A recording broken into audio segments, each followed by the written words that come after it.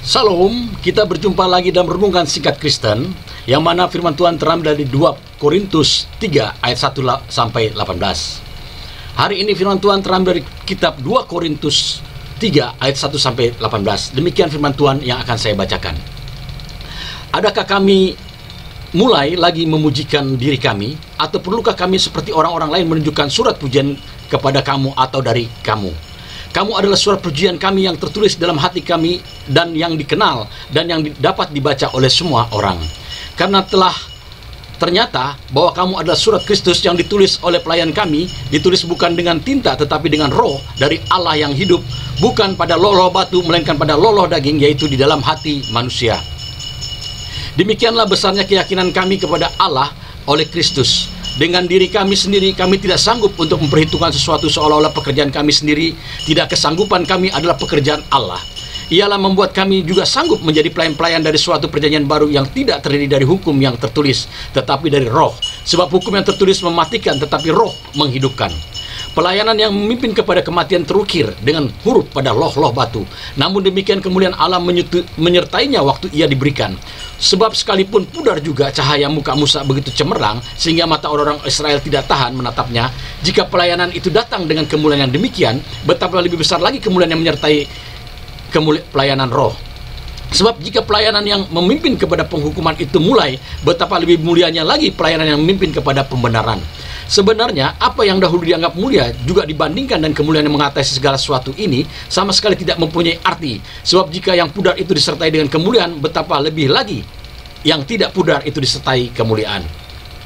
Karena kami mempunyai pengharapan yang demikian, maka kami bertindak dengan penuh keberanian. Tidak seperti Musa yang menyelubungi mukanya supaya mata orang-orang Israel jangan melihat hilangnya cahaya yang sementara itu. Tetapi pikiran mereka telah menjadi tumpul, sebab sampai pada hari ini selubung itu masih tetap menyelubungi mereka. Jika mereka membaca perjanjian lama itu tanpa disingkapkan, karena hanya Kristus saja yang dapat menyingkapkannya. Bahkan sampai pada hari ini setiap kali mereka membaca kitab Musa, ada selubung yang menutupi hati mereka. Tetapi apabila hati seorang berbalik kepada Tuhan, maka selubung itu diambil daripadanya. Sebab Tuhan adalah roh, dan di mana ada roh Allah, di situ juga ada kemerdekaan. Dan kita semua mencerminkan kemuliaan Tuhan dengan muka yang tidak terselubung. Dan karena kemuliaan itu datang dari Tuhan yang adalah roh, maka kita diubahkan menjadi serupa dengan gambarnya dalam kemuliaan yang semakin besar. Haleluya. Diberkatilah orang yang merenungkan firman Tuhan serta melakukannya. Hari ini firman Tuhan terambil 2 Korintus 3 ayat 1-18 yang mana ditulis oleh Rasul Paulus kepada jemaat Korintus. Kita tahu Korintus itu adalah kota di Yunani, di dekat terletak di dekat Yunani, suatu kota yang kecil. Tetapi di situ komunitasnya adalah orang-orang Yunani dan bangsa Yahudi. Paulus sangat berkenan sekali untuk jemaat di Korintus, karena di sana terjadi hal-hal yang sangat luar biasa, yaitu di Korintus itu dikatakan membicarakan soal karunia-karunia. Kita tahu bagaimana permulaannya Paulus berangkat jemaat Korintus yang tertulis dalam kitab Kisah Para Rasul 18 ayat 1-3 yang demikian saya bacakan. Paulus di Korintus, Kisah Para Rasul 18 ayat 1-3. Kemudian Paulus meninggalkan Athena lalu pergi ke Korintus. Di Korintus ia berjumpa dengan seorang Yahudi bernama Aquila yang berasal dari Pontus. Ia baru datang dari Italia dengan Priscilla istrinya, karena Kaisar Claudius telah memerintahkan supaya semua orang Yahudi meninggalkan Roma. Paulus singgah ke rumah mereka, dan karena mereka melakukan pekerjaan yang sama, ia tinggal bersama dengan mereka. Mereka bekerja sama karena mereka sama-sama tukang kemah. Dan setiap hari Sabat, Paulus berbicara dalam rumah ibadat dan berusaha meyakinkan orang-orang Yahudi dan orang Yunani. Jadi Bapak Ibu sekalian, ketika kuasa roh turun atas para rasul, yaitu Roh Kudus yang dicurahkan, maka penginjilan pun terjadi di mana-mana. Sebab itu Paulus menginjili, pelayanan ke Asia Kecil, ke Athena, ke Yunani, bahkan sampai ke Eropa. Dia memberitakan Injil bahwa Yesus Kristus adalah anak Allah, bahwa Yesus Kristus adalah gambaran Allah, bahwa Yesus Kristus adalah Tuhan bagi kemuliaan Allah Bapa di surga. Sebab dikatakan dalam kitab 2 Korintus ayat 17 bahwa Allah itu, Tuhan itu roh. Jika di mana ada roh Allah, maka di situ ada kemerdekaan. Bapak Ibu sekalian, Paulus mengatakan supaya kepada jemaat Korintus ini betul-betul melakukan dan melayani dengan pekerjaan dikaruniakan oleh roh dan bukan daging. Karena masa kedagingan itu telah lewat dalam karunia-karunia daging. Seperti apa yang dikatakan Paulus, bahwa hukum-hukum yang ditulis oleh batu-batu loh yang kita bacakan itu sangat mengikat dan sangat susah sekali untuk kita jalani. Tetapi ketika hukum roh, yaitu Roh Kudus yang ada dalam hati kita, maka itu akan lebih dinamis lagi, lebih enak lagi. Karena kenapa? Kalau ada roh Tuhan dalam kita, ketika kita melakukan suatu kesalahan, maka roh Tuhan akan menegur kita. Jangan melakukan itu. Ketika kita melakukan suatu kesalahan yang fatal di hadapan Tuhan, maka roh Tuhan yang dalam hati kita akan mengingatkan kita supaya kita bertobat, meminta pengampunan Tuhan. Itulah kuasa dari roh. Jadi Roh Kudus itu akan memenuhi kehidupan kita. Sebab itu Tuhan Yesus berkata sebelum naik ke surga, lebih baik dia ke surga supaya roh penghibur itu dicurahkan bagi kita. Dan kitab Yoel pun mengatakan bahwa pada akhir zaman akan terjadi orang-orang muda akan mempunyai talenta-talenta yang luar biasa. Orang-orang tua akan mimpi-mimpi, dan nubuat-nubuat dan kuasa roh akan menyertai. Inilah masanya. Masa kita dipenuhi oleh roh. Di mana akan menghasilkan buah-buah roh, yaitu dikatakan oleh Paulus, buah roh itu adalah damai, sejahtera, sukacita, kebenaran, kebaikan, dan anugerah.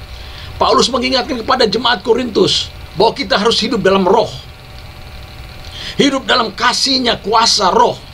Jika Roh Kudus menyertai kehidupan jemaat ini, maka kuasa-kuasa apapun yang ada di Korintus, yaitu boleh katakan Korintus ini adalah kota kecil, tempat persinggahan Bapak Ibu sekalian, di mana di situ banyak terjadi hal-hal yang kurang pantas, mungkin seperti tempat-tempat prostitusi atau tempat-tempat persinggahan antara Eropa mau ke Asia, Eropa mau ke Afrika.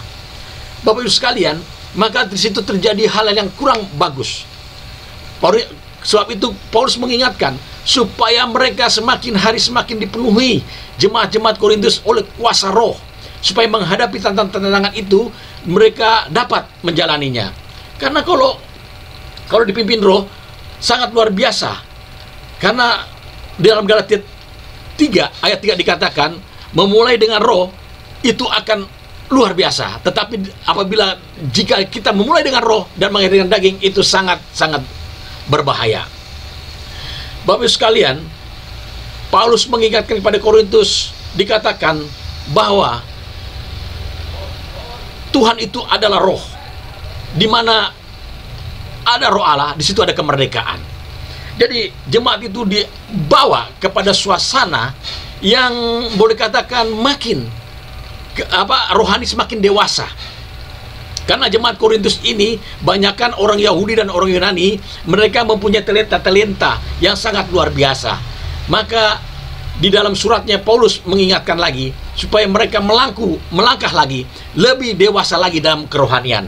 Dikatakan pada ayat 2 dalam 2 Korintus 3, kamu adalah surat pujian kami yang tertulis dalam hati kami, yang dikenal dan dapat dibaca oleh semua orang.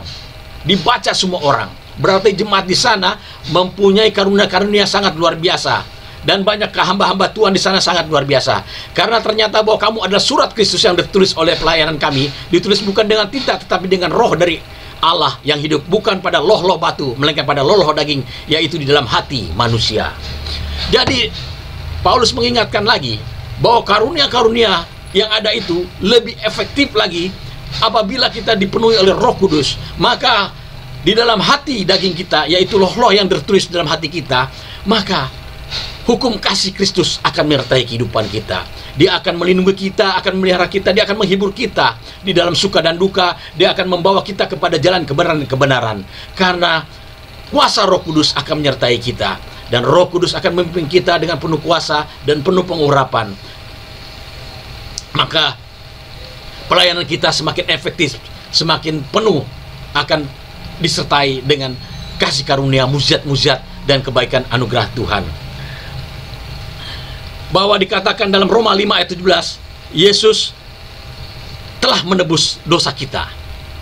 Jadi di Korintus itu dikatakan juga bahwa seorang yang akan dipenuhi oleh Roh harus juga mengakui bahwa Yesus Kristus Tuhan, karena Yesus Kristus Tuhan telah menebus dosa kita.